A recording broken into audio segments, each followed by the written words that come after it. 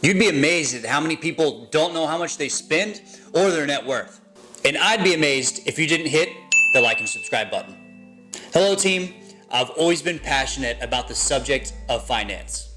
Ever since a young age, I've always had a unique fascination about the arithmetic of money. And I'm led to believe that because of this, I have made good money and I have made bad money, but I have never had money problems. But on the theory, does money make you happy? I have had no money and been happy and sad. I have had money and been happy and sad. Money was never the deciding factor of my happiness, but I'm sure we could agree that it makes things easier. It's unfortunate to say that money can actually be disastrous to people's lives, like the crazy lottery winners that really didn't know how to handle that much money. Plus, 14% of Americans actually have a negative net worth. And I think the largest contributing factor is that people just don't know what their numbers are, much less which numbers are more important than others. This is why we use a helpful tool called a balance sheet. It is a piece of paper that we use to keep our entire financial picture all in one place. This is going to stop our terrible habit of doing mental math, which is almost always wrong. You know when you're adding up all the money you spent in your head and you think you have a certain amount left?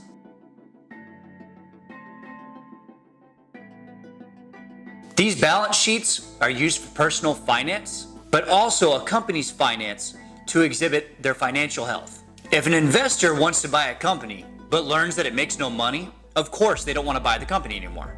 But a company can make money but also have too much debt on its books, which may make an investor reconsider. As Robert Kiyosaki would say, this is your financial report card.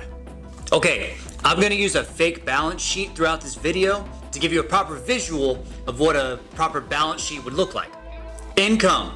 This includes all forms of money that you earn and receive. This includes, but is not limited to, money that you receive from any jobs, interest on your bank accounts, investing accounts, and side hustles. And there are virtually an unlimited number of ways to increase this number. Roughly $29 billion are spent in America every day. There's no real way to know the exact number because it fluctuates so much. But this is to give you an idea of the cash flowing around every day.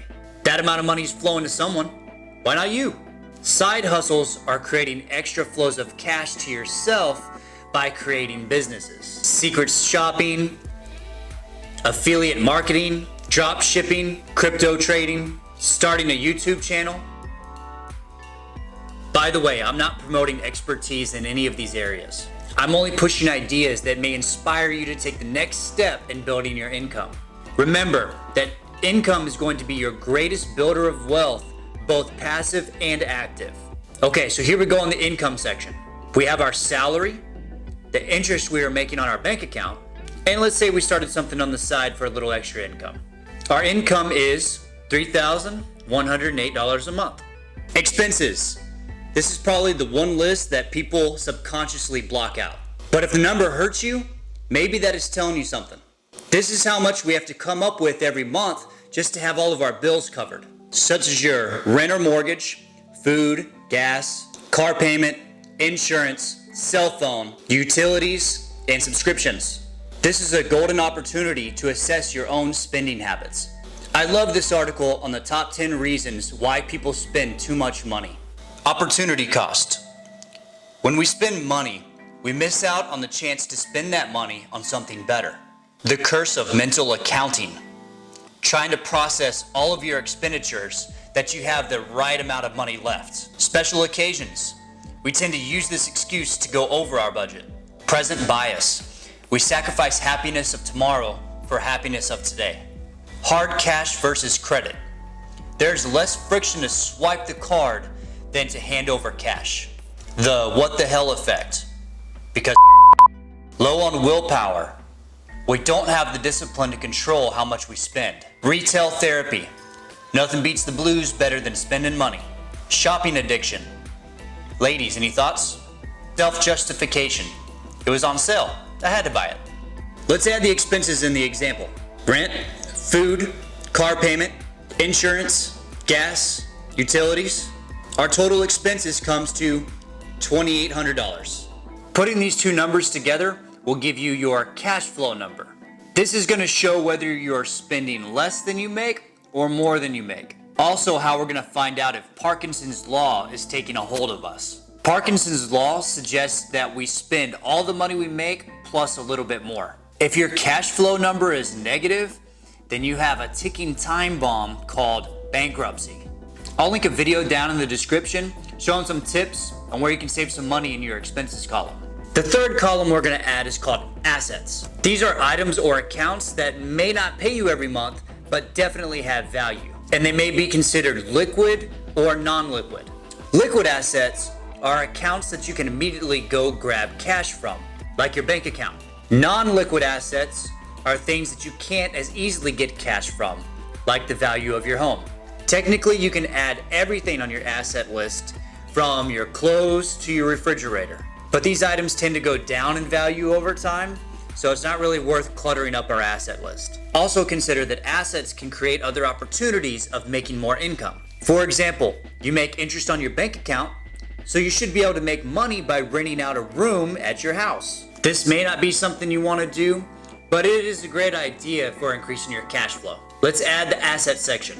House, savings, and investments add up to $215,000. Liabilities are the opposite of your assets column. This is the total that you owe on anything, including on your assets, like mortgages, car loans, or even money you'd owe to friends. Now, debts can be considered good debts or bad debts, but either way, it's still debt and I don't like it. A good debt is a liability that actually causes you to make more income, like you finance a home to turn into a rental property. Bad debt is something that takes money away from you, like your car, no matter how much you love it.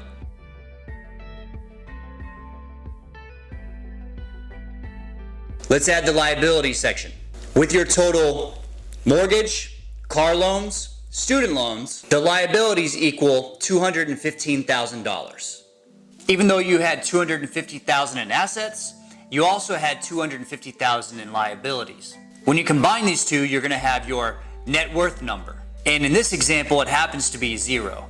I'm sure you've heard about how much many famous people are worth. Many people assume that being a millionaire is having $1 million in the bank. But truly, it is about taking all of your assets minus your liabilities. If your net worth number equals $1 million, you are definitely considered a millionaire. Out of all of these numbers, which one is the most important to look at? Cash flow. Cash flow is king.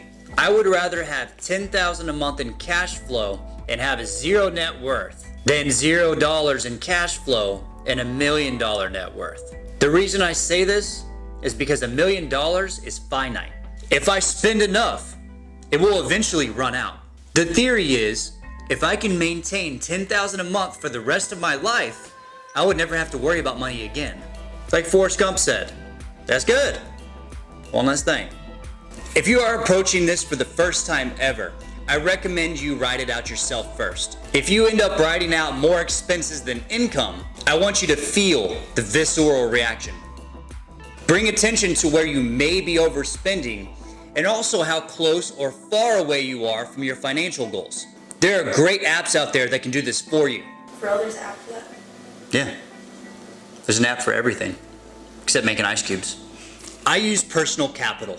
It's a completely free app that will link all of your accounts. That way you can see your income, your expenses, your assets, and your liabilities, plus your cash flow and your net worth. They also have a retirement calculator, and they'll also have an advisor jump on the phone with you if you choose to do so. The troublesome part of financial decisions is that they have a delayed reaction. We don't feel the results of our financial decisions until further down the road. Years from now, we may look at our net worth of millions, or we may have trouble covering our bills. This is why we don't want to practice out of sight, out of mind with our financial health. Be aware of where you are at financially, because if we don't care about our finances won't care about us. Like always, team, don't forget to hit the like and subscribe buttons. Comment down below if you have a good cash flow story. We love success stories. It'll inspire somebody. See you soon.